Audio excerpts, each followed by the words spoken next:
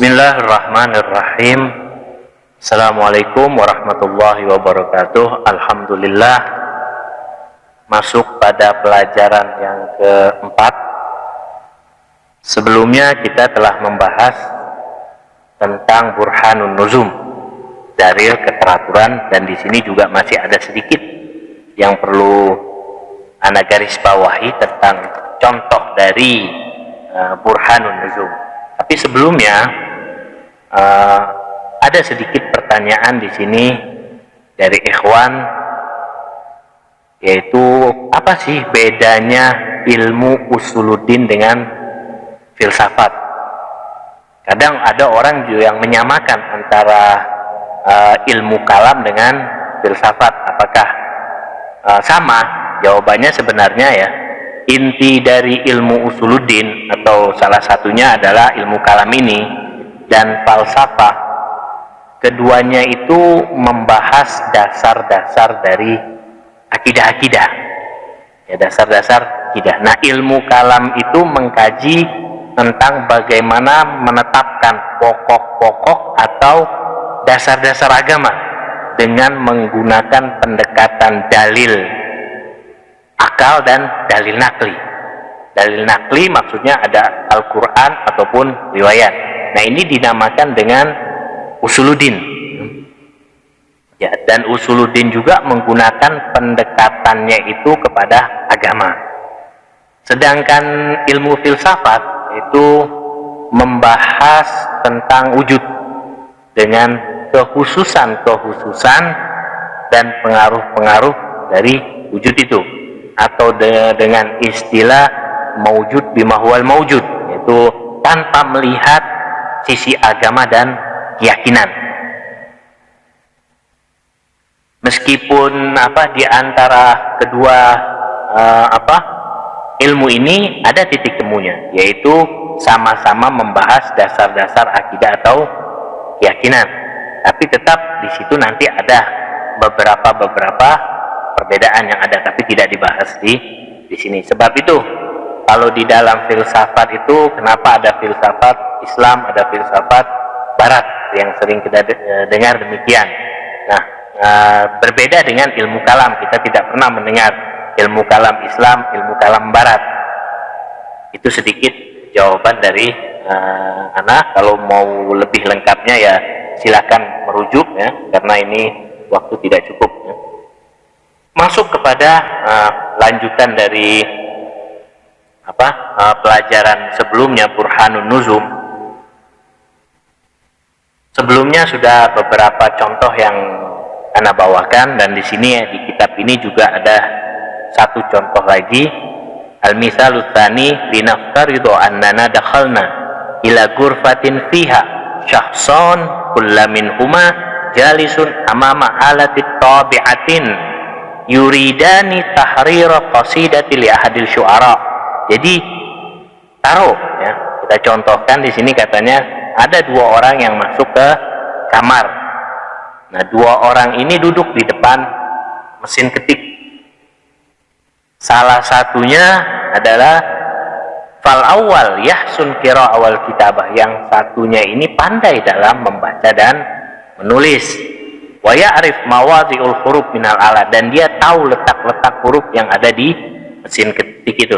Sedangkan fal akhar, yang satunya ummiyun la yajid siwa daqat bi asabil alal azrar. Jadi dia tidak tahu apa-apa, kecuali dia hanya tahu ini meletakkan jarinya di atas mesin ketik itu, hanya memencet sana sini sana saja. Nah, itu ada dua gambaran. Nah, apa yang akan terjadi jikalau keduanya diperintahkan untuk mengetik dari syair yang ada di kitab? Nah, maka yang akan kita dapatkan pasti yang pertamalah, orang yang pertama yang memiliki kemampuan menulis, membaca, dan kemampuan untuk mengetik akan menghasilkan sebuah kata-kata yang sesuai dengan bait-bait syair yang ada di kitab. Nah, sedangkan kedua yang tidak mengetahui sama sekali, ummi, maka dia ketika disuruh mengetik mungkin bisa jadi dia mengerjakan, atau dia diam saja, atau bisa jadi kalau dia mengetik maka akan huruf-hurufnya itu tidak tersusun dengan rapi atau tidak menjadi sebuah rangkaian bait-bait syair. Nah, kita bisa menggambarkan keteraturan yang ada di dalam tulisan itu disebabkan adalah oleh orang yang mampu, alim, mahir. Nah, jadi keteraturan yang ada di alam ini demikian juga, bahwa keteraturan yang ada di alam ini tidak mungkin tanpa ada yang meletakkan sesuai dengan tatanannya, tempat-tempatnya. Pasti sang pengatur sudah jelas, alim, qadir, mampu dan mampu untuk mengatur keseluruhan dari tatanan yang ada. Nah, ini adalah contoh yang terakhir dari tentang Burhanun Nuzum. Nah, berbicara tentang Burhanun Nuzum, di sini ada juga lanjutannya, Burhanun Nuzum bitakriri tsani. Jadi pembuktian dalil dari keteraturan yaitu Burhanun Nuzum itu, tapi butuh apa? Pada keseimbangan. Apakah mungkin keteraturan itu tanpa ada keseimbangan? Maksudnya seperti apa?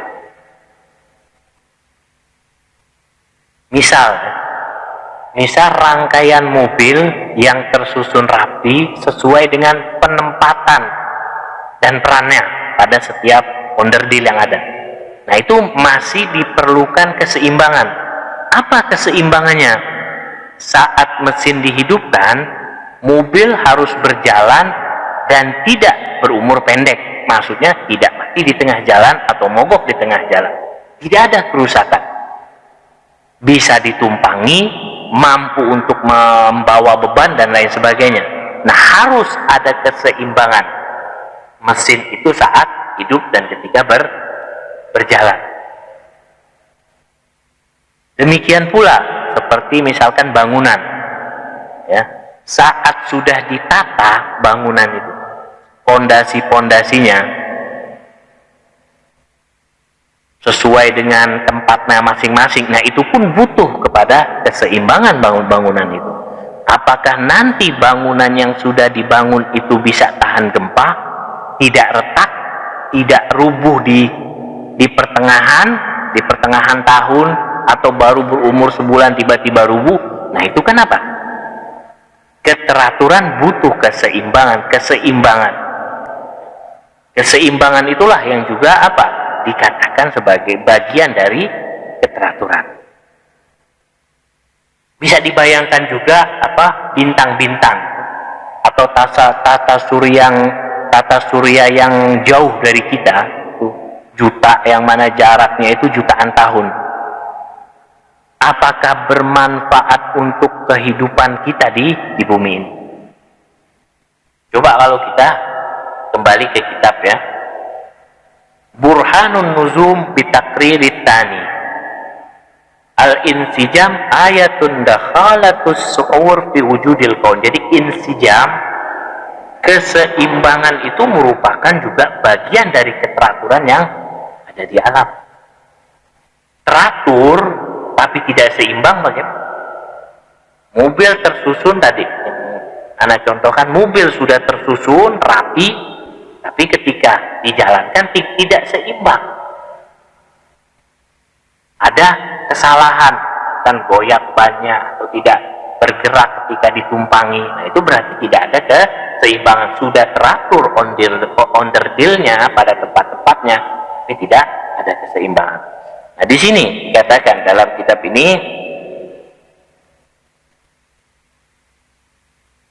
wa misluhu sa'iruz zawahir al-madiyah dzata anzumah al-badi'ah ka harakatish syams wal qamar wa ghairiha. Jadi fenomena-fenomena madiyah yang materi ini yang memiliki tatanan yang sangat menakjubkan, seperti ka harakatish syams, seperti gerakan matahari, perputaran matahari, bulan dan lainnya, ghair annahu yumkin taqdiru hadzal burhan bi syaklin akhar ya'tamid 'alal insijam as-sa'id 'alal alam. Jadi mungkin bukti ini adalah bentuk lain yang bisa kita sandarkan kepada apa? Kesesuaian, keseimbangan dari yang lain. Dengan adanya gerakan matahari, perputaran matahari, planet yang lain akan menjadi seimbang. Wabit wal ittisal al-badi baina ajza'i fayastadil bil insijam wal ittisal ala anna dzaka an-nizam al-muttasil al-munsajim ibda'un aklun kabir wa ilmun wasi. Jadi menunjukkan bahwa kesesuaian hubungan tatanan itu menunjukkan bahwa di situ ada keseimbangan yang sangat kuat antara satu planet dengan planet yang lain, antara matahari dengan bulan dan bumi dan planet-planet yang lain. Nah, itu menunjukkan di situ adanya keseimbangan. Nah, kalau kita lihat misalkan di dalam tubuh kita ya, misalkan setiap di sini misalkan badan kita yang tersusun rapi dari sel-sel yang ada, pembuluh darah, jantung, paru, dan sebagainya. Nah, ketika semua dari sel-sel itu bekerja, butuh keseimbangan, keharmonisan antara satu sel dengan sel yang lain. Maka ketika jantung itu memompa darah, maka pembuluh darah itu harus apa? Harus lancar, maksudnya tidak boleh tersumbat, sehingga apa? Ada kesesuaian antara pompanya jantung dengan pembuluh darah atau sel-sel darah, sehingga apa?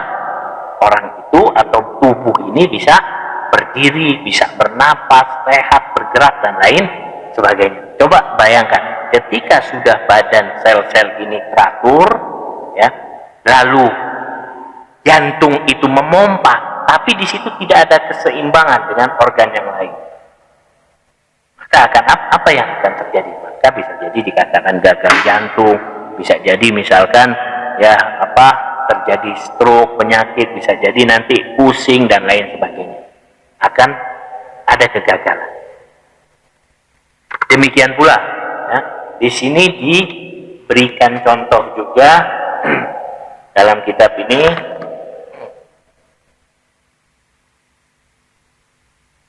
Innal abhas al-ilmiyah kasyafat anil ittisalil wathiq baina jami'il ajza'il alam wa ta'thiril kul fil kul. Jadi pembahasan ilmiah ini menyingkat.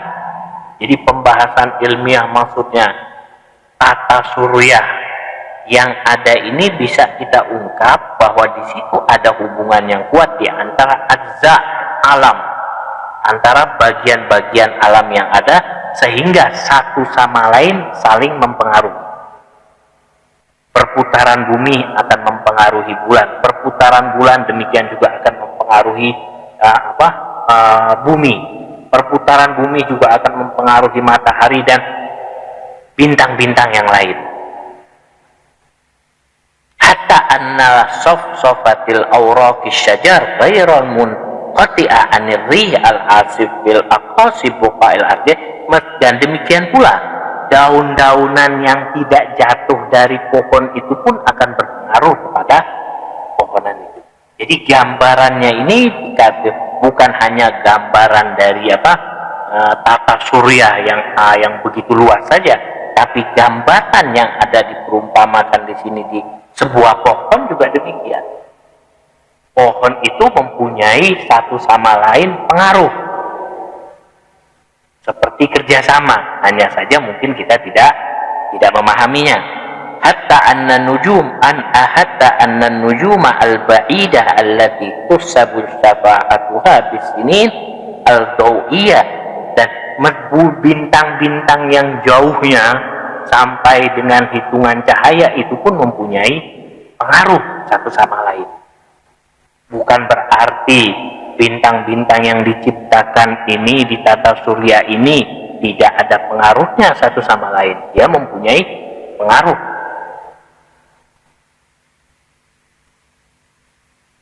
Seperti juga fi hayatin nabat wal hayawan wal insan, itu mempengaruhi. Jadi apa-apa yang ada di tata surya itu bisa mempengaruhi apa kehidupan tumbuhan, hewan dan manusia. Wa hadzal insijam al wahsi, ini merupakan keseimbangan yang sangat kuat. Jadi tata surya, bintang-bintang yang ada meskipun jauhnya itu dengan hitungan cahaya, tapi mempunyai pengaruh pada setiap kehidupan yang ada di planet. Allazi ja'alal alam kama'mali kabir yashuddu ba'duha ba'dhan. Jadi semuanya itu satu sama lain saling topang menopang, saling memberikan input, memasukkan satu sama lain. Bukan berarti tidak ada manfaatnya bintang yang jauhnya dengan hitungan tahun cahaya.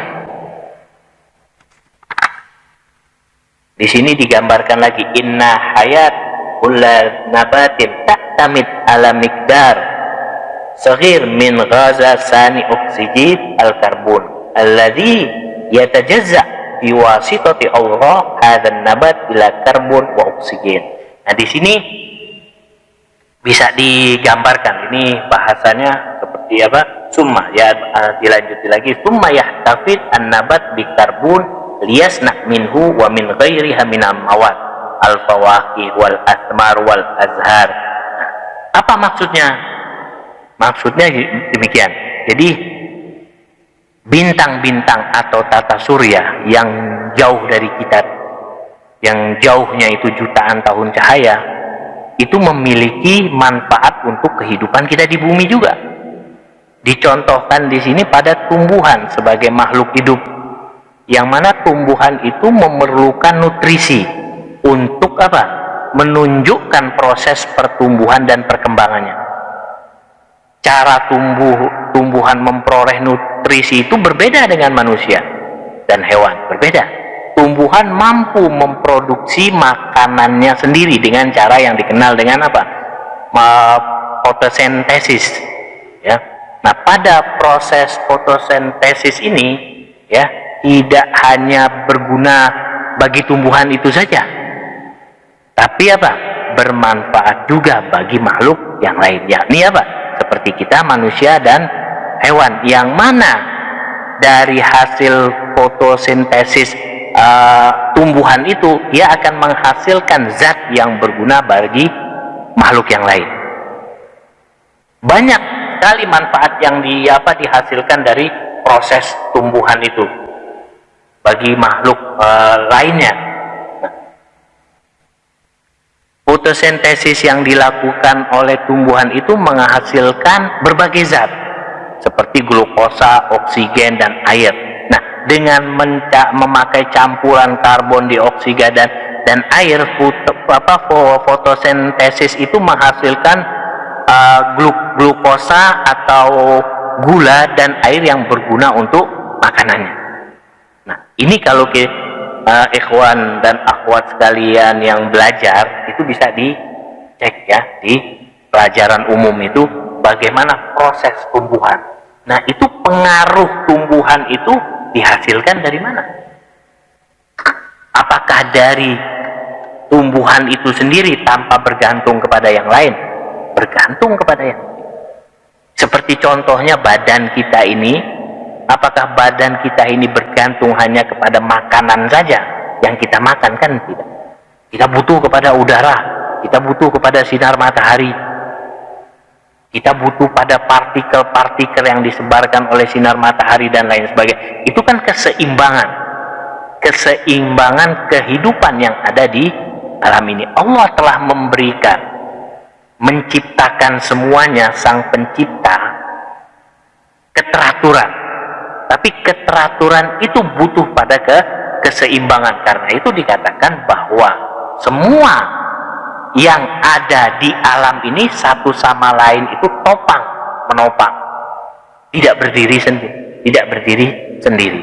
Itulah yang disebut dengan burhanun nuzum bil insijam. Jadi apa?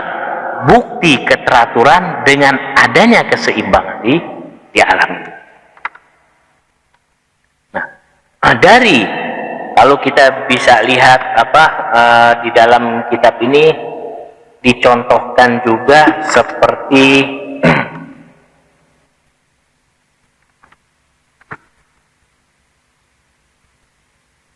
paman.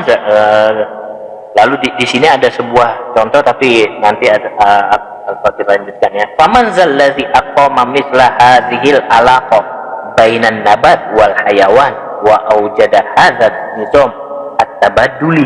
Siapa semua yang melakukan hubungan antara tumbuhan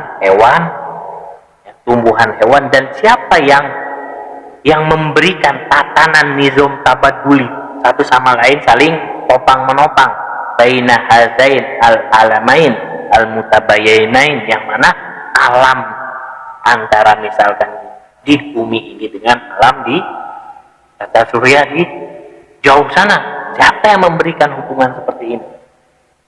Ala yadullu dzalik ala wujudin fa'il mudabbir. Apakah itu bukan menunjukkan ada yang mengatur wara'a zahir tabi'iyah, dibalik dari fenomena-fenomena alam? Nah, ini merupakan apa? Burhanun nuzum bil insijam. Jadi bukti keteraturan dengan adanya keseimbangan. Selanjutnya adalah burhanun nuzum bitakriri talis. Jadi burhanun nuzum yaitu bukti keteraturan bitakriri talis. Maksudnya apa? Bil hadafiyah, yang tiga. Jadi ada rangkaian. Burhanun nuzum, dalil keteraturan, di situ juga ada keseimbangan. Di dalam keseimbangan insijam itu ada al-hadafiyah, tujuan. Nah, ini nanti yang akan Al-Fakir bahas di pelajaran berikutnya. Nanti kalau ada pertanyaan bisa ditulis di bawah ya nanti. Ini saja yang bisa Anda sampaikan di pelajaran keempat. Insyaallah kita lanjuti pada pertemuan berikutnya. Wassalamualaikum warahmatullahi wabarakatuh.